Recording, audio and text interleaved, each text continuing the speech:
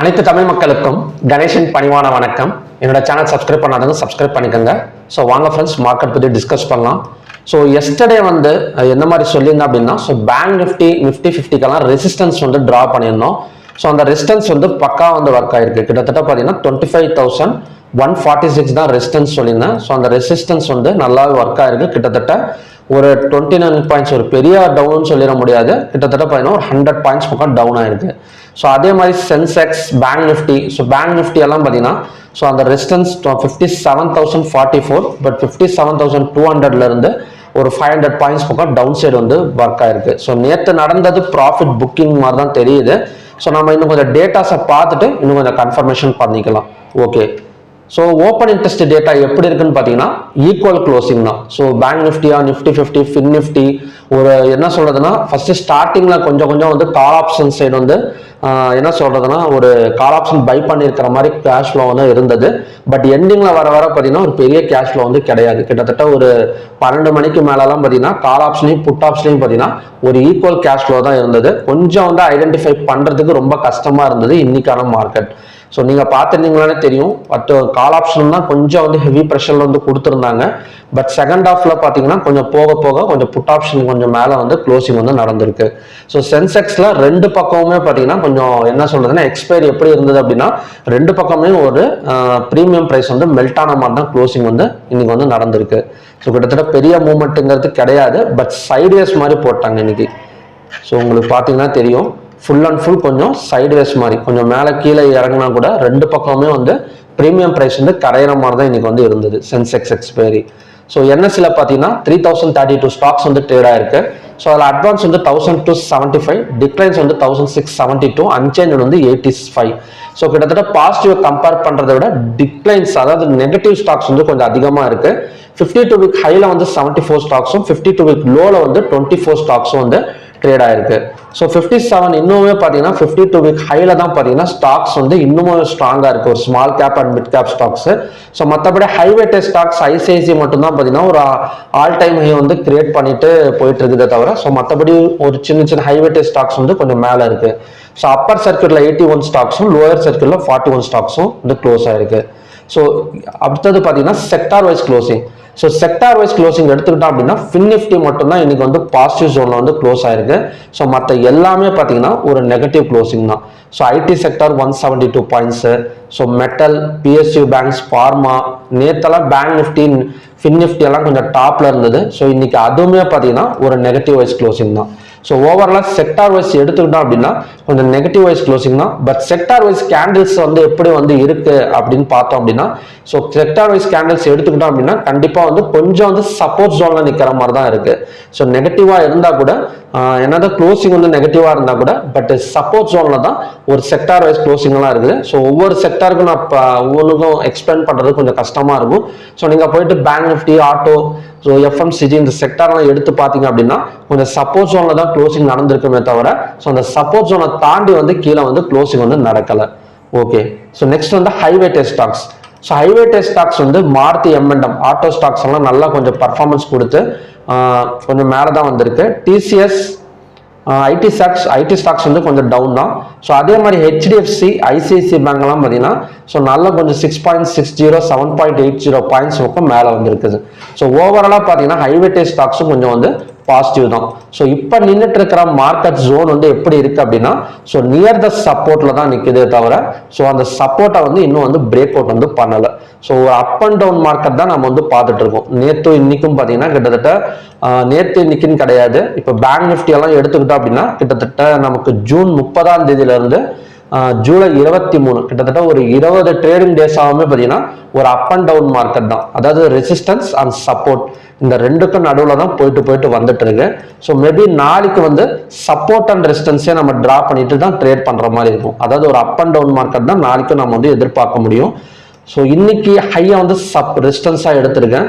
So அதே மாதிரி நாளைக்கு சப்போர்ட் ஜோன் பார்த்தீங்கன்னா 56,623. ஸோ நம்ம இந்த ட்ரையாங்கிள் பேட்டர்னை டிலீட் பண்ணிடலாம் இப்போ. ஓகே, ஸோ இந்த சப்போர்ட் வந்து நாளைக்கான பேங்க் நிஃப்டிக்கான சப்போர்ட் வந்து 56,623. ஸோ நமக்கு ஒரு சின்ன கேப் டவுன்ல ஓப்பன் ஆனா கூட ஸோ நாளைக்கு மார்க்கெட் வந்து அகைன் வந்து ரெக்கவரி ஆகிறதுக்கான சான்சஸ் வந்து பேங்க் நிஃப்டி அண்ட் பேங்க் எக்ஸ்ல வந்து இருக்கு. ஓகே, ஸோ பேங்க் எக்ஸோட சப்போர்ட் வந்து எது அப்படின்னு பார்த்தீங்கன்னா ஸோ 63,157. ஸோ இதுக்கு முன்னாடி ரெசிஸ்டன்ஸா ஆக்ட் ஆகிட்டு இருந்த இடம் வந்து பார்த்தீங்கன்னா ஸோ இப்போ வந்து நமக்கு வந்து சப்போர்ட்டா ஆக்ட் ஆகுது. ஸோ அதோட ரேஞ்ச் வந்து பார்த்தீங்கன்னா 63,157. ஸோ இந்த இடம் வந்தா அகைன் வந்து பை எடுக்கிறதுக்கான சான்சஸ் வந்து இருக்கு. இந்த இடம் வந்ததுக்கு அப்புறம் 5 minutes or 15 minutes candle green colour candle form ஆனோம். ஸோ அகைன் வந்து ஒரு 300 to 400 பாயிண்ட்ஸ் பக்கம் ஒரு அப்சைட் வந்து நம்ம வந்து எதிர்பார்க்கலாம். ஸோ நமக்கு இப்போ பேங்க் நிஃப்டி அண்ட் பேங்க் எக்ஸை பொறுத்த வரைக்கும் ஸோ ஒரு கேப் டவுன்ல ஓப்பன் ஆனா கூட அகைன் வந்து ரெக்கவரி எடுக்கிறதுக்கு சான்சஸ் இருக்கு. அதுக்கு ரெண்டு காரணம் நான் ஆல்ரெடி சொல்லியிருக்கேன். ஒன்று வந்து ஐசிஐசி பேங்க், ஹெச்டிஎஃப்சி இந்த மாதிரி ஸ்டாக்ஸ் எல்லாம் பார்த்தீங்கன்னா ஒரு பெரிய அளவு வந்து ஒரு பிரேக் அவுட் வந்து செல் சைடு வந்து நடக்கல. இன்னொரு முக்கியமான காரணம் என்னன்னா செக்டார் வைஸ் க்ளோசிங் எல்லாம் பார்த்தோம் அப்படின்னா ஒரு சப்போர்ட் ஜோன்ல தான் க்ளோசிங் வந்து நடந்திருக்கு. ஸோ அது ரெக்கவரி எடுக்கிறதுக்கு சான்சஸ் இருக்கு. ஓகே, ஸோ நிஃப்டி வந்து என்ன மாதிரி நடக்கும்? ஸோ நிஃப்டி அடுத்த சப்போர்ட் ஜோன் எதுவா இருக்கு அப்படின்னா 24,999. ஸோ ரெசிஸ்டன்ஸ் வந்து 25,146. ஸோ நாளைக்கு கண்டிப்பா வந்து ஒரு நல்ல வாலட்டிலிட்டி வந்து எதிர்பார்க்கணும். ஸோ கேப் டவுன்ல ஒரு செல்லிங் ஜோன்ல ஓப்பன் ஆனா கூட 24,999 support zone.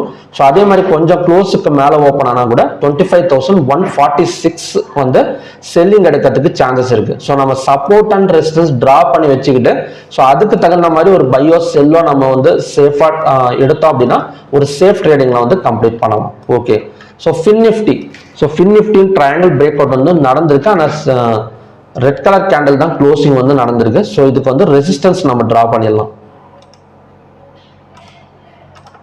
So resistance zone வந்து ஃபின் நிஃப்டியை பொறுத்த வரைக்கும் இன்னைக்கான ஹை தான். ஸோ லோவர் பிரேக் அவுட் பண்ணால் கொஞ்சம் கீழே இறங்கிறதுக்கு சான்சஸ் இருக்கு. இதோட டார்கெட் மட்டும் பார்த்தீங்கன்னா கொஞ்சம் அதிகமாக இருக்கும். ஸோ நிஃப்டி அந்த மாதிரி எல்லாம் பார்த்தீங்கன்னா நமக்கு பக்கத்துலேயே ரெசிஸ்டன்ஸ் இருந்தது, சப்போர்ட் இருந்தது. பட் ஃபின் நிஃப்டியை பொறுத்த வரைக்கும் லோக்கு கீழே க்ளோசிங் ஓப்பனிங் வந்து நடந்தது அப்படின்னா ஸோ இங்கிருந்து ஒரு 300 பாயிண்ட்ஸ் பக்கம் ஒரு டவுன் சைடு வந்து எக்ஸ்பெக்ட் பண்ணலாம். அடுத்த சப்போர்ட் வந்து 26,683 வந்துட்டு பை எடுக்கிறதுக்கு சான்சஸ் வந்து இருக்கு. Mid cap Nifty, so mid cap Nifty நேற்று சொல்லியிருந்தேன் 13,375 வரைக்கும் வந்துட்டு இறங்குன்னு எக்ஸாக்டா 366 இருந்து டவுன் எடுத்திருக்கு. ஸோ லோவர் பிரேக் அவுட் பண்ணா ஸோ 13,000 இன்னொரு 200 பாயிண்ட்ஸ் டவுன் எடுக்கிறதுக்கு சான்சஸ் வந்து மிட் கேப் நிஃப்டியில் வந்து இருக்கு. ஸோ ஓகே ஃப்ரெண்ட்ஸ், ஸோ நாளைக்கு வந்து எந்த மாதிரி நடக்கும் அப்படின்னா ஒரு கேப் டவுன் ஓப்பன் விழுந்தா கூட ஸோ மறுபடியும் ரெக்கவரி ஆகிறதுக்கு சான்சஸ் வந்து இருக்கு. ஸோ நெக்ஸ்ட் வந்து crude oil. So crude oil வந்து காலையில் வீடியோ போட முடியல, ஸோ நெட்வொர்க் இஷ்யூனால. ஸோ க்ரூட் ஆயில் அது மட்டும் இல்லாமல் நேற்று தான் எக்ஸ்பைரி முடிஞ்சிருக்கு. ஸோ இன்னைக்கு நீங்கள் ட்ரேடிங் இவ்வளோ ஓப்பன் பண்ணி பார்த்தீங்க அப்படின்னா கண்டிப்பாக வந்து ஒரு கேப் டவுனில் ஓப்பன் ஆன மாதிரி தான் இருக்கும். ஓகேங்களா, பட் அதனால பார்த்தீங்கன்னா நம்ம வந்து கைட்டில் ஜெரோதால வந்து ஓப்பன் பண்ணிருங்க. ஸோ ஜெரோதால ஓப்பன் பண்ணீங்கன்னா அப்படின்னா அந்த ஆகஸ்ட் ஃபியூச்சர் அப்படியே வந்து கண்டினியூ ஆகும். ஸோ அதனால நமக்கு அந்த கேப் டவுன் பெருசாக வந்து தெரியாது. ஸோ அந்த ஒரு 1 or 2 days மட்டும் நீங்கள் புரோக்கரேஜ் சார்ட்ல வந்து யூஸ் பண்ணிக்கலாம். ஏன்னா August future, July future complete ஆயிருக்கு. ஸோ ஆகஸ்ட் ஃபியூச்சர் என்ன நடக்கும்னா ஒரு 100 பாயிண்ட் தள்ளி வந்து மூவ்மெண்ட் வந்து கொடுத்துட்டு இருக்கும். ஸோ அதனால ட்ரேடிங்கோட பார்த்தீங்கன்னா ஒரு பெரிய கேப் டவுன் விழுந்த மாதிரி தெரியும். உடனே அதை பேஸ் பண்ணி செல்லிங் எல்லாம் போயிடக்கூடாது நாம. ஸோ அந்த டைம்ல மட்டும் நீங்க புரோக்கரேஜ் சார்ட்ல வந்து ஜெரோதா இல்ல அலைஸ் ப்ளூ, ஆஞ்சல் ஒன் எது யூஸ் பண்ணிட்டு இருந்தாலும் ஸோ அதுல போயிட்டு ஆகஸ்ட் ஃபியூச்சர் ஆட் பண்ணி அந்த சார்ட்டை வந்து யூஸ் பண்ணிக்கணும் ஒரு 2 or 3 days மட்டும்.